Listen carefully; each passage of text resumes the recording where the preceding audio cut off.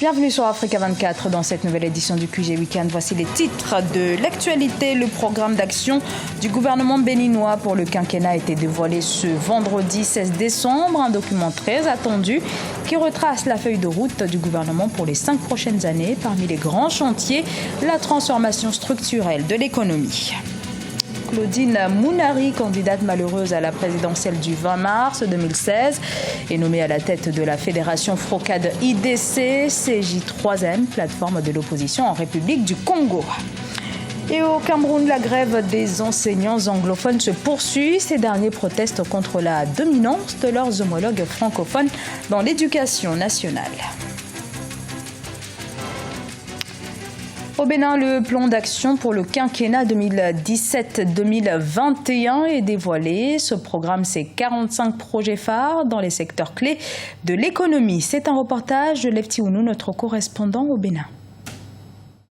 Le gouvernement béninois révèle ses ambitions pour le développement du pays au cours du quinquennat 2016-2021. Le chef de l'État a lancé le programme d'action du gouvernement ce vendredi 16 décembre 2016. Cette feuille de route intitulée Bénin révélé s'articule autour de 3 principaux piliers, notamment la consolidation de la démocratie, l'état de droit et la bonne gouvernance, la transformation structurelle de l'économie et l'amélioration des conditions de vie de la population. En 8 mois de gouvernance, le président de la République, Patrice Talon, et ses ministres se sont attelés à asseoir les bases de ce plan d'action afin de donner un nouvel élan au développement du pays.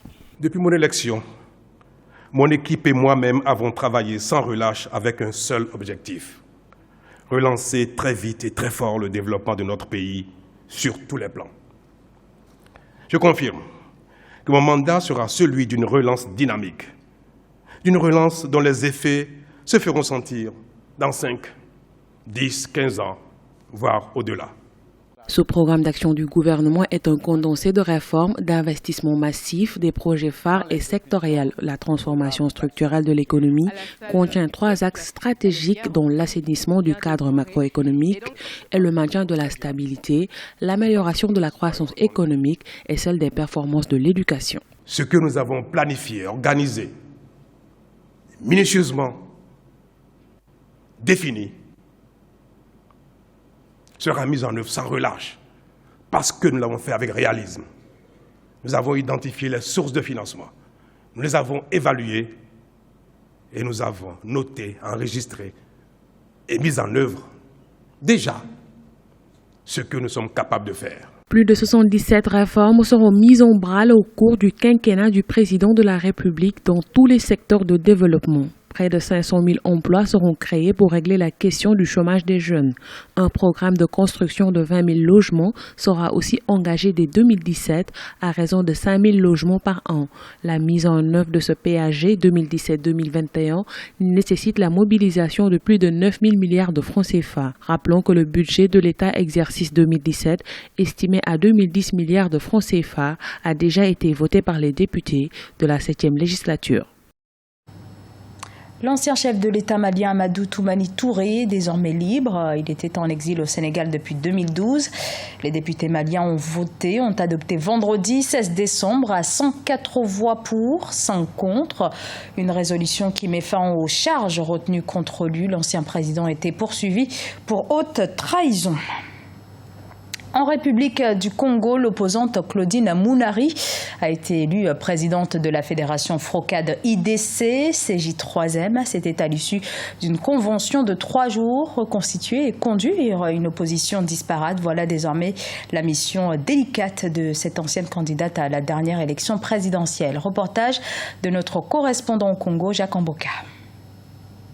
L'opposante congolaise Claudine Mounari va présider la fédération Frocad IDC CJ3M, une alliance entre les plateformes du Front républicain pour le respect de l'ordre constitutionnel et de l'alternance politique, de l'Initiative pour la démocratie au Congo, à laquelle est venue s'ajouter la composante Jean-Marie Michel Mokoko. La candidate malheureuse à l'élection présidentielle du 20 mars dernier pense que la naissance de cette fédération contribuera à redresser le pays. L'objet de cette fédération, c'est contribuer à remettre le pays sur les rails. Voilà. Et donc c'est un travail noble, exaltant, difficile aussi. Le monde est en train de se construire et nous, on est en train de régresser. Mais je pense que le Congo est un pays riche, donc nous pouvons, en nous mettant au travail, en nous mettant ensemble, en taisant tous ces différends, faire un Congo nouveau. La fédération FROCAD IDC-CJ3M découle de la deuxième convention de l'opposition congolaise qui s'est tenue du 13 au 16 décembre 2016 au siège du Mouvement pour la solidarité et le développement à Brazzaville. Les organes techniques de cette fédération sont composés de 9 pôles dont chacun sera structuré en 3 départements. Pôle politique, Michel Mampouya. Pôle des relations avec l'extérieur, Albert Yembe Kibamba. Pôle communication, Charles Zachary Bouao. Pôle droit et devoirs civiques, Guy-Romain Kimfoussia. Pôle économique, Clément Mirassa. Chaque pôle serait structuré en 3 départements dont les responsables sont désignés par leur groupement politique.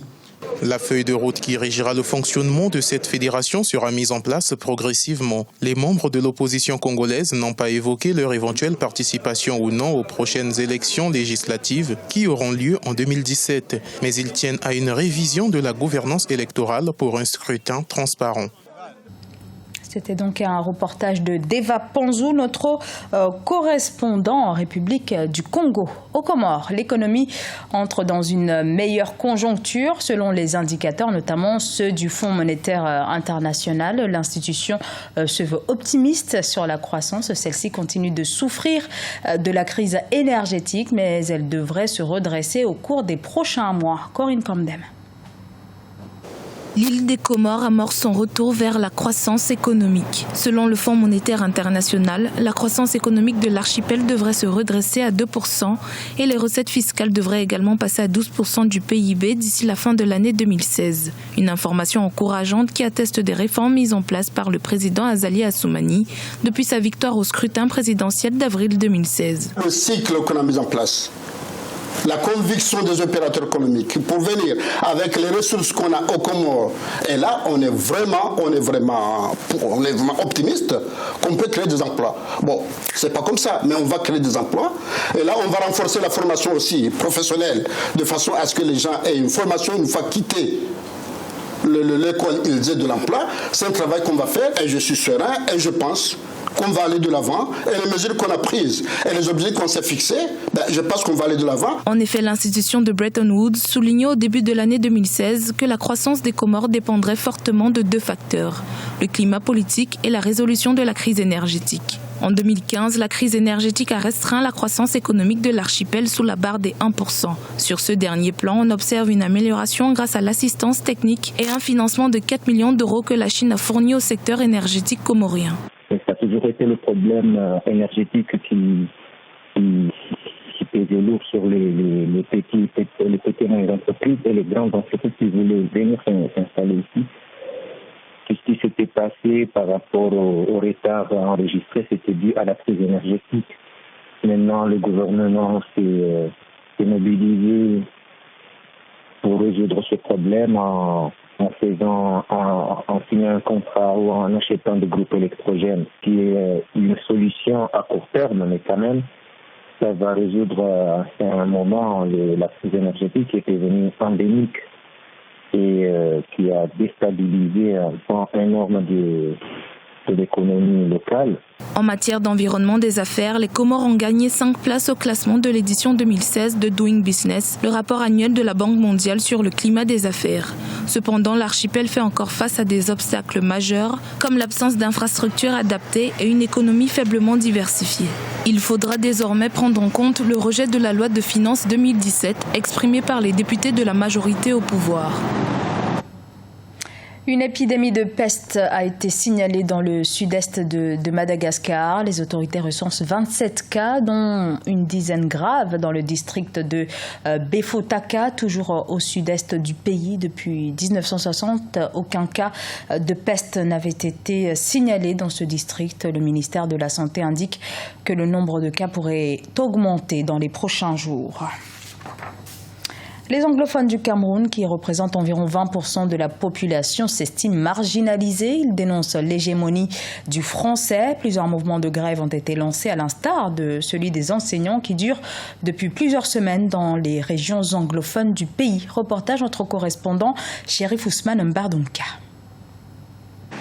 Les enseignants du Sud et du Nord-Ouest Cameroun poursuivent leur mot d'ordre de grève. Le fond du problème, c'est le déploiement d'enseignants francophones dans des écoles anglophones. Ils réclament l'application de la loi de 1998 sur l'éducation qui prévoit que les deux sous-systèmes, anglophones et francophones, soient indépendants et autonomes. Les enseignants anglophones entendent poursuivre la grève si leurs revendications ne sont pas prises en compte. Notre plus grande attente, c'est que l'État crée deux conseils nationaux pour gérer l'éducation dans les deux sous-systèmes. Avec ces deux conseils, tous ces problèmes de conflit entre les deux cultures ne se soulèveront jamais au Cameroun. On avait d'abord demandé à l'État de retirer, que si l'État retirait les professeurs francophones du sous-système anglophone, on allait suspendre la grève. L'État a dit non. Depuis le 21 novembre 2016, plusieurs lycées et grandes écoles des zones anglophones sont fermées. Les salles de classe sont vides et les cours de récréation privés du brouhaha habituel des élèves. Bien que les enseignements soient arrêtés, certains élèves profitent pour réviser leurs leçons à domicile et se mettre à niveau. Bon, il est vrai que depuis qu'ils ont commencé avec la grève, il y a de cela 2 semaines, nous on ne fréquente plus. On est à la maison, les cours ne continuent plus à l'école. Entre-temps, on s'est dit que l'école va recommencer en janvier. En fait, on espère que l'école va recommencer en janvier, donc on continue à étudier à la maison. Durant cette grève, je passe mon temps seulement dans le cahier. Et grâce à mes répétiteurs, j'accélère avec certains cours qu'on n'avait pas fait à classe. Le spectre d'une année blanche plane sur les écoles des régions anglophones du Cameroun. Les élèves espèrent que les négociations en cours aboutiront à un consensus pour la reprise des classes. Ce journal a été réalisé par l'ensemble de la rédaction. Nous vous remercions pour votre fidélité. Dans un instant, une nouvelle édition de l'actualité sur Africa 24.